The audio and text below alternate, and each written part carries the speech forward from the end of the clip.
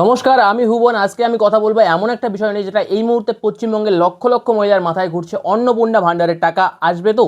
কখন আসবে, কিভাবে আসবে? নির্বাচনের আগে প্রতিশ্রুতি দেওয়া হয়েছিল নতুন সরকার এলেই পশ্চিমবঙ্গের প্রতিটি মহিলা পাবেন মাসে মাসে ৩,০০০ টাকা, আর সেই টাকা ঢুকবে 1 জুন থেকেই।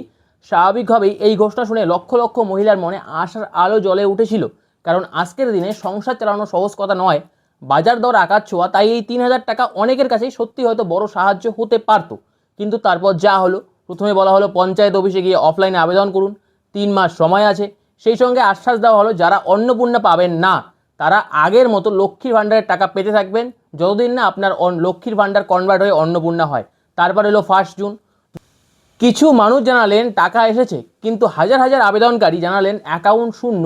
তারপর এলো নতুন নির্দেশ, যারা টাকা পাননি তাদের বলা হলো অনলাইনে আবেদন করুন। বহু মানুষ আবার নতুন ফর্ম পূরণ করলেন। সরকারের তরফে বলা হলো প্রায় 1 কোটি মহিলা টাকা পেয়ে গেছেন, কিন্তু বাস্তবে আপনার অ্যাকাউন্টে টাকা এসেছে কি? যদি এসে থাকে তবে কমেন্টে জানান, আর যদি না এসে থাকে তবে সেটাও জানান।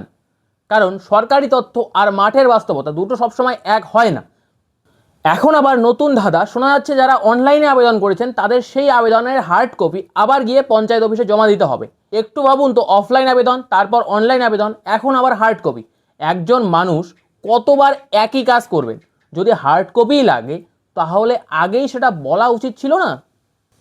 আরও একটা গুরুত্বপূর্ণ প্রশ্ন, এখনও যারা অন্নপূর্ণার টাকা পাননি তারা কি লক্ষ্মীর ভাণ্ডারের টাকাটুকু পাচ্ছেন?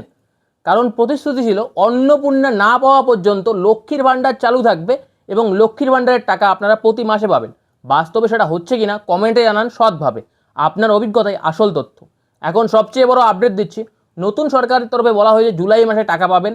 যারা এখনও পাননি তাদের একসঙ্গে 2 মাসের টাকা দেওয়া হবে। শুনতে ভালো লাগছে তাই না? একটু থামুন, প্রশ্ন করুন। 1 জুনেও বলা হয়েছিল সবাই টাকা পাবেন, তারপর কি হলো? অনলাইন আবেদনের পরেও তো অনেকে টাকা পাননি। তাহলে জুলাইতে হঠাৎ সবাই পাবেন, এই নিশ্চয়তা আসছে কোথা থেকে? যারা এখনও হার্ড কপি জমা দেননি তারা কি জুলাইতে টাকা পাবেন, নাকি আবার বাদ পড়বেন? এই প্রশ্নগুলোর স্পষ্ট উত্তর এখনও কারো কাছে নেই। তাই খুশি হন, কিন্তু চোখ খোলা রাখুন। জুলাই মাসে টাকা এলে অবশ্যই কমেন্টে জানাবেন, আর না এলে সেটাও জানাবেন, কারণ আপনার কমেন্টই আসল রিপোর্ট। সরকার যেই হোক, প্রতিশ্রুতি দিলে অবশ্যই জবাবদিহিও থাকতে হবে, কারণ এটা কারো দয়া নয়, এটা সরকারি ঘোষিত প্রকল্প। এই টাকা আপনার প্রাপ্য, তাই অন্ধ সমর্থন নয়, অন্ধ বিরোধিতা নয়। নিজের প্রাপ্য টাকার জন্য সঠিক প্রশ্ন করুন। যদিও আমি একসময় বলেছিলাম যে পশ্চিমবঙ্গের কোষাগারে বর্তমানে যা অবস্থা, সেই অবস্থাতে 3,000 টাকা ছাড়লে হয়তো পশ্চিমবঙ্গ অনেকটা ঋণে আবার পড়ে যাবে। কিন্তু এখন শোনা যাচ্ছে যে জুলাইয়ের ফার্স্টে অবশ্যই সবাইকে টাকা দেবে 2 মাসের একসাথে। এই নিয়ে অবশ্যই অপেক্ষা করুন, তাছাড়া কিছু বলার নেই। কোনো সঠিক আপডেট বা সঠিক নির্দেশ নেই, কারণ সরকারের একদিন একটা কথা আর একদিন আরেকটা কথা। এখন অপেক্ষা ছাড়া কিচ্ছু করতে পারবেন না। আপনার ফর্মের স্ট্যাটাস যখন অনলাইন পোর্টাল খুলবে, অবশ্যই আপনারা অনলাইন পোর্টালে গিয়ে স্ট্যাটাস চেক করতে পারবেন। এখনও পর্যন্ত স্ট্যাটাস চেক করার মতন কোনো অপশন অ্যাক্টিভ নেই।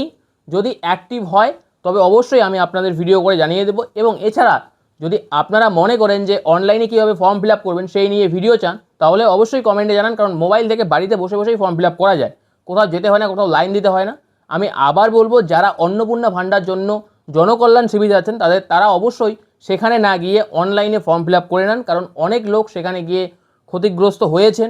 তার জন্য কোথাও লাইন দিতে দরকার নেই, আপনারা সমস্ত জিনিস অনলাইনেই পেয়ে যান। অনলাইনে বাড়িতে বসে বসে করুন। ধন্যবাদ। আর ভিডিওটাকে শেয়ার করে দিন তাদের কাছে যারা এখনও টাকা পাননি, টাকা পাওয়ার জন্য অপেক্ষায় আছেন। এবং আজকের ভিডিওতে আমি যতটা পারি তথ্য দিয়ে আপনাদের সহায়তা করেছি। এভাবে আপনারা পাশে থাকুন, লাইক করুন, কমেন্ট করুন, আর সাবস্ক্রাইবও করে নেন।